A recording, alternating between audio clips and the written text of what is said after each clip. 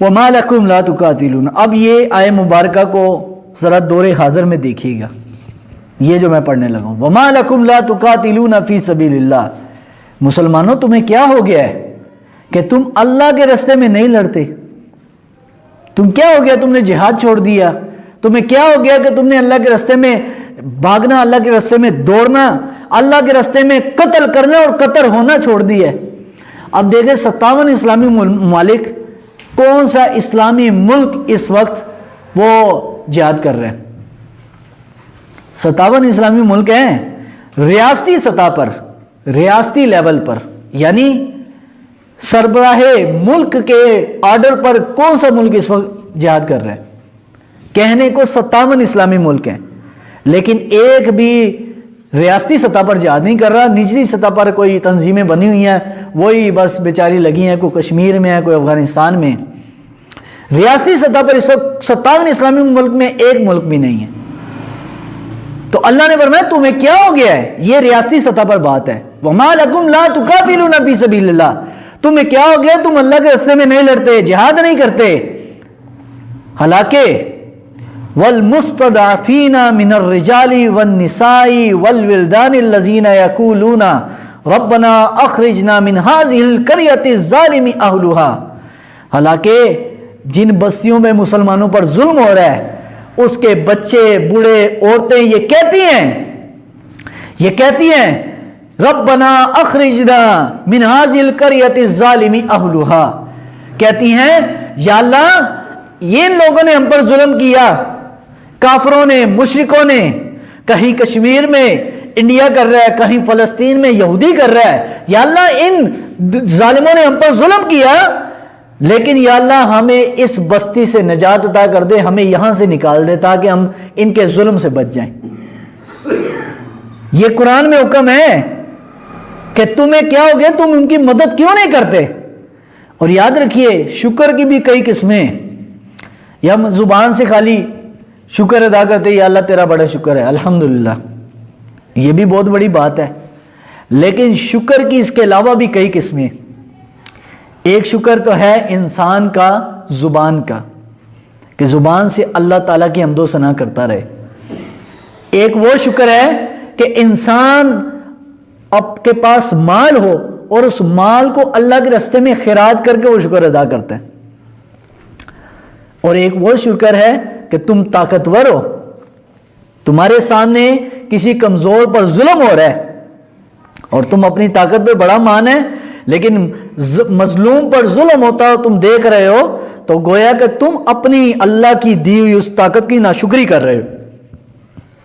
8 مہینے ہو گئے نا لاک ڈاؤن لگا کشمیر پہ، تو آج بھی تو چند دن ہوئے ہیں تو ہمارے جناب ہمارے لیے گھر کی 4 دیواری میں رہنا مشکل ہو گیا ہے. ہم کہتے ہیں اب کیا کریں؟ مسجد میں آنے کی پابندی ہو چکی ہے، جگہ جگہ مسجد میں وہ لگ چکا ہے جناب آرڈر سرکاری کہ 3 سے 5 بندے اس سے زیادہ مسجد میں نہ آئیں. یعنی ہم چند بندے، اور 8 مہینے کہاں اور یہ چند دن کہاں. یہ ہمیں جو سزا مل رہی ہے، اللہ نے ہمیں طاقت دی، ہمیں فوج دی، ہمیں اختیار دیا، ہمیں پاور دی، لیکن ہم نے اس طاقت کا استعمال ان مظلوموں کے حق میں نہ کر کے اللہ کی دی ہوئی اس طاقت کی ناشکری کی ہے. تو آج ہم پر بھی وہی حالت آ گئی ہے، کچھ بھی نہیں، ابھی صرف خوف و ہراس ہی ہے، خوف و ہراس ہی ہے. اور یہ خوف ہی بندے کو مار دیتا ہے کہ کوئی کسی سے ہاتھ نہیں ملا پا رہا، کوئی کسی سے جناب معانقہ نہیں کر پا رہا. یہ خوف ہی تو ہے کہ جو کہتا ہے یار کسی کے ہاتھ سے مجھے کرونا نہ لگ جائے. حالانکہ اللہ تعالیٰ نے حکم دیا تھا کہ تم اللہ کے راستے میں لڑتے رہنا، اللہ کے راستے میں جہاد کا علم بلند رکھنا. لیکن 57 اسلامی ملک میں ایک ملک بھی نہیں ہے کہ جو جہاد فی سبیل اللہ اس وقت کر رہا ہو. ایک ملک سرکاری سطح پر، حکومتی سطح پر کوئی بھی نہیں ہے. حالانکہ یہ حکم سب مسلمانوں کے لیے ہے، اور یہ حکم آپ کے میرے لیے خاص نہیں، یہ خصوصاً ان کے لیے جو اس وقت تخت نشین ہیں، یہ ان کے لیے آرڈر تھا. لیکن ہم نے شکر ادا نہیں کیا. اللہ نے ان کی بد دعائیں ہم پر لگا دی کہ اوروں سے تو افسوس نہیں ہے، بنگلہ دیشی مسلمانوں سے تو افسوس نہیں ہے کہ وہ تو کمزور لوگ ہیں، پاور بھی نہیں، ان کے پاس کوئی فوج بھی اتنی مضبوط نہیں، نہ تو دفاعی سامان ہے. ہمارے پاس تو دفاعی سامان بھی تھا، دفاعی فوج بھی، سب کچھ، اس کے بعد ہم خاموشی بیٹھے رہے تو اللہ کے اس حکم کی ناشکری کی کہ ہم نے مظلوموں کی مدد نہ کی۔ تو فرمایا وَجَعَلْ لَنَا مِن لَّدُنْكَ وَلِيًّا وَجَعَلْ لَنَا مِن لَّدُنْكَ نَصِيرًا۔ اور یا اللہ فرماتا ہے کہ وہ لوگ جو کمزور ہیں، جو بیچارے نادار ہیں، وہ بوڑھے، وہ بچے، وہ عورتیں، وہ اللہ کی بارگاہ میں دعا کرتی ہیں، یا اللہ اپنی طرف سے ہمارے لیے کوئی مدد بھیج، وَجَعَلْ لَنَا مِن لَّدُنْكَ نَصِيرًا، اور اپنی طرف سے ہماری مدد فرما۔ یہ وہ لوگ دعا کرتے ہیں۔ تو اللہ نے فرمایا الذین آمنوا، ہاں جس نے وہ جہاد اختیار کر لیا، یقاتلون فی سبیل اللہ، اور اللہ کے رستے میں جو مرا لڑتے ہوئے، وہ کہ جو اللہ پر ایمان لایا، وہ اللہ کے رستے میں مرا۔ والذین کفروا یقاتلون فی سبیل الطاغوت، اور جو کافر ہیں وہ اللہ کے رستے میں نہیں مرتا، وہ شیطان کے رستے میں مرتا ہے۔ اولیاء الشیطان فقاتلوا اولیاء الشیطان، اللہ فرماتا ہے ان شیطان کے مددگاروں کو قتل کرو، مارو ان کو۔ ان کید الشیطان کان ضعیفا، بے شک شیطان کی جو مدد ہے وہ کافروں کے لیے کمزور ہے، اس کی مدد کوئی نہیں ہے۔ شیطان کا جو مکر ہے یہ اللہ کی طرف سے کمزور ہے۔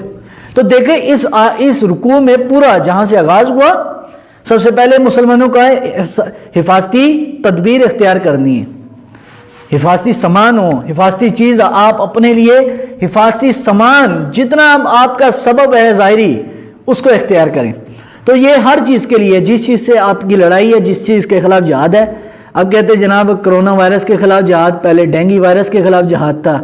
میں نے کہا یہ تو ان کے خلاف تو جہاد ہوگی، اللہ کے راستے میں جہاد کب کرو گے؟ یہ صرف اس کو کپڑا اور ٹاکی مارنا صرف 23 مارچ کے لیے رکھے، شہین میزائل اور فلانے میزائل، یا پھوپھی کی شادی کے لیے؟